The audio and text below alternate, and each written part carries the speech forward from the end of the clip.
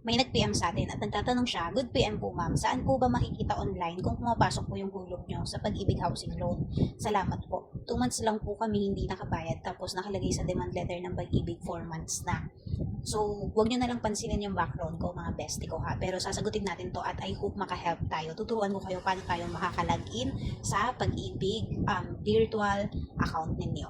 Through phone lang tayo, bestie ko. I-openin nyo yung Google Chrome, tapos i-search nyo yung Pag-ibig Login, tapos itong Virtual Pag-ibig Fund, ayan yung i-click ninyo. Then, i-check nyo lang yan, then proceed, tapos magla-login na kayo dyan, bestie ko. So, ilalagay nyo lang yung email ninyo or yung password ninyo. Then, kung wala naman kayong email or password, pwede kayong mag-create ng account. Para makapag-create ng account, ilalagay ninyo dun, bestie ko, yung Pag-ibig number ninyo. Tapos, i-fill in nyo na para lang kayong gumagawa ng email. Ganun lang siya kasimple. Tapos kapag ka nakagawa na, papasok ka na dito at maglalagin ka na. Dun sa housing loan, i-click mo yung account. Tapos nandyan na makikita mo lahat ng details mo, bestie ko.